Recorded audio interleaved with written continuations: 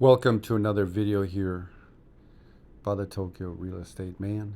And today I thought we'd look here. Yesterday we did a couple of videos concerning Tokyo, but I thought I'd move away to something cheaper, something in the countryside. And I have to admit, I'm drawn because my wife is from Niigata, Japan, and her family is from northern Japan. I'm just drawn to the north. I find that I have three centers. I do often what I know, and I invested a lot in Tokyo real estate because I was living there and I was working there, and I could see where the best places were or the nicest environments to live. And I could see I was doing a lot of traveling those years, and I could see that there was value. And I thought that the price in Tokyo during that time in the late 90s and the early 2000s and what have you, I guess, into the tens, I could see that there was value there. And I like northern Japan is because often I know it and it's close to my center. And I saw this house and I thought it was beautiful. And I'm drawn to this kind of it's a larger layout, and I have a lot of hobbies, and I also have like a little car business. So like, I think that I always could store cars or something like that. I'm always thinking if I had a little farmhouse, and I think that for 49,000 US dollars, or this website I should say to you, Japan Home Quest is another in the sort of there's a lot of them now, great cheap houses Japan, and they're just displaying all these cheap houses away from Tokyo or away from the expensive prices here in Vancouver where I am right now. And I really like this house, and it's beautiful. Like just the idea of like grabbing all these commodities and stuff like this. I mean, look at all this steel, these doors and stuff like that. Like to me, like I see a lot of value in this, and but I mean, at the same time too, there's a lot of these kind of traps when you're looking. Like a friend of mine, was just in Japan, and he was sending me a lot of his listings to look at. And there's a lot of like cheap sort of places like this that you could buy, and your money's just going to be sunk in there, and like you're never really going to get it out. I mean, if I met with my friend Anton from the Anton channel and his friend, he's in the empty house or the IKEA rental business. He's a consultant for helping people get an IKEA and renting it out in the countryside.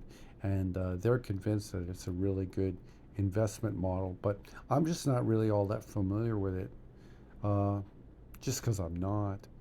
And I don't know if I would advise people to jump into something like, certainly for like a $70,000 investment for me is not a huge one, but that might be a lot of money for you. It was a lot of money for me at one point in my life. So maybe I would say that you might not want to sink your money into something like this, because you might never get it out. So I always advise people to look for liquidity in case they want to get out. What are you going to do here in Akita, Japan? The winters are going to be very harsh, and when you're in the snowy regions of Japan, like you have to shovel off your roof sometimes. In recent uh, times, the buildings in the towns where my wife is from, they have a steeper roof, so a lot of the time that kind of snow will slide down. But I think that you might have to come up and uh, like, because it gets really heavy from the huge amount. Well, it does in my wife's town. I don't know about the microclimate of where this is in Akita. My wife's town is in the Japanese Alps, and they have to like clear off the roof from the snow because it's just so heavy. But I mean, you're not going to be able to get a loan for a house like this, uh, unless of course you're working in Japan, or you have a business in Japan where you're you're doing your taxes every year, and when you're doing your taxes every year, you're going to be able to get a loan based on your paperwork that you're submitting. But I mean, most people are going to have that are interested in this. They could just buy it outright cash. But yeah, what can you economically do here? I don't know.